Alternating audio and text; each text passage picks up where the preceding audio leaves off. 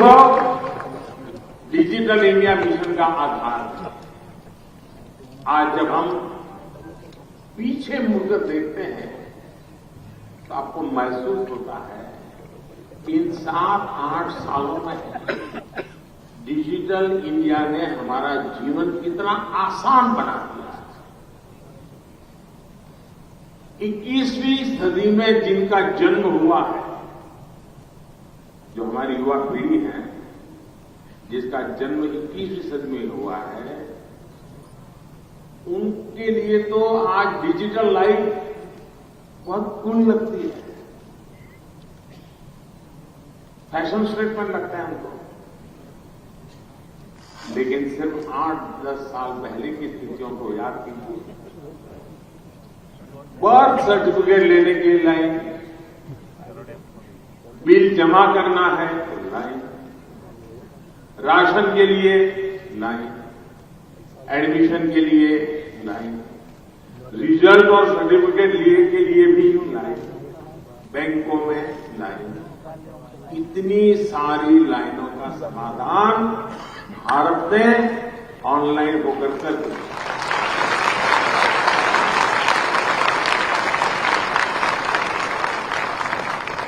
आज जन्म प्रमाण पत्र से लेकर सीनियर सिटीजन, वरिष्ठ नागरिक की पहचान देने वाले जीवन प्रमाण पत्र तक सरकार की अधिकतर सेवाएं डिजिटल है। वरना पहले सीनियर सिटीजन को, खास करके पेंशनर को जाकर के कहना पड़ता था मैं जिंदा हूं। जिन कामों के लिए कभी कई दिन लग जाते थे, वो आज कुछ पलों में हो जाते हैं। साथियों, आज डिजिटल गवर्नेंस का एक बेहतरीन इंफ्रास्ट्रक्चर भारत में है। जनधन, मोबाइल और आधार, JAM, ये इसकी जो त्रिशक्ति का देश के गरीब और मिडिल क्लास को सबसे अधिक लाभ होता है। इससे जो सुविधा मिली और जो पारदर्शिता आई, उससे देश के करोड़ों परिवारों का पैसा बच रहा है। 8 साल पहले इंटरनेट डेटा के लिए जितना पैसा खर्च करना पड़ता था, उससे कई गुना कम, यानी एक प्रकार से नगण्य, उस कीमत में आज उससे भी बेहतर डेटा सुविधा मिल रही है। पहले बिल भरने के लिए,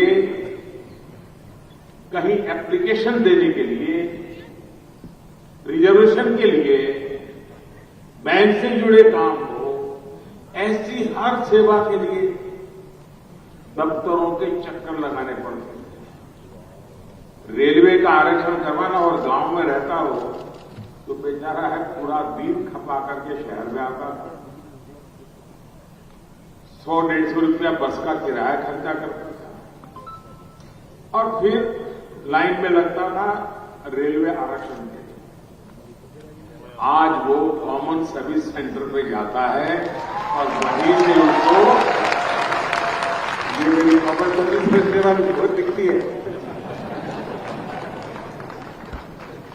अब वहीं से उसका काम हो जाता है, गांव में ही हो जाता है और गांव वालों को भी पता है यहां ये व्यवस्था है। इसमें भी किराए, भाड़े, आना जाना, दिन लगाना, सभी खर्चों में कटौती आई। गरीब, मेहनत मजदूरी करने वालों के लिए तो ये बचत और भी बड़ी है, क्योंकि उनका पूरा दिन बच जाता है। और कभी कभी हम सुनते थे टाइम इज मनी। सुनने और कहने में तो अच्छा लगता है, लेकिन जब उसका अनुभव सुनते हैं तो दिल को छू जाता है। मैं अभी काशी गया था, तो काशी में रात को, दिन में तो इधर उधर जाता हूं तो ट्रैफिक और लोगों को परेशानी, तो फिर मैं रात को 1-1:30 बजे रेलवे प्लेटफॉर्म पर चला गया देखने के लिए वहां क्या हाल है, तो वहां का एमपी हूं तो काम तो करना है।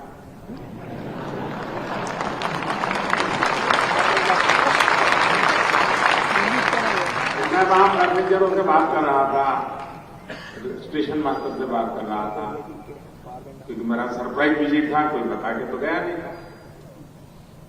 मैंने कहा भाई ये जो वंदे भारत ट्रेन चल रही है क्या अनुभव है, और ऑक्यूपेंसी कैसे थे? अरे बोले साहब इतनी उसकी मांग है कि हमें कम पड़ रहे हैं। ये तो थोड़ी ट्रेन महंगी है, इसकी टिकट ज्यादा लगती है, इसमें लोग क्यों जाते हैं? बोले साहब इसमें मजदूर लोग सबसे ज्यादा जाते हैं, गरीब लोग सबसे ज्यादा जाते हैं। मैं कहा कैसे भाई, मेरे लिए सरप्राइज था। बोले वो दो कारण बताते। एक, बोले वंदे भारत ट्रेन में स्पेस इतनी है कि सामान उठा के लेके जाते हैं तो रखने की जगह मिल जाती है, गरीब का अपना ही हिसाब है। और दूसरा, समय जाने में 6-8 घंटे बढ़ जाता है तो वहां तुरंत काम पे लग जाता हूं, तो 6-8 घंटे में जो कमाई होती है टिकट तो उससे भी कम में लग जाती है।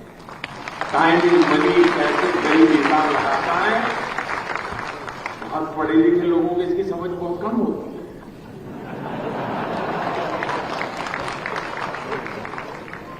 साथियों, ई संजीवनी जैसी टेली कंसल्टेशन की जो सेवा शुरू हुई है, मोबाइल फोन से बड़े बड़े अस्पताल, बड़े बड़े डॉक्टरों के साथ प्राइमरी सारी चीजें पूरी हो जाती है। और इसके माध्यम से अब तक 3 करोड़ से अधिक लोगों ने अपने घर में बैठे ही अपने मोबाइल से अच्छे अस्पताल में अच्छे से डॉक्टर से कंसल्ट किया है। अगर उनको डॉक्टर के पास जाना पड़ता तो आप कल्पना कर सकते हैं कितनी कठिनाइयां होती, कितना खर्चा होता। ये सारी चीजें डिजिटल इंडिया सेवा के कारण जरूरत नहीं पड़ी। साथियों, सबसे बड़ी बात जो पारदर्शिता इससे आई, उसने गरीब और मध्यम वर्ग को अनेक स्तरों पर चलने वाले भ्रष्टाचार से मुक्ति दी है।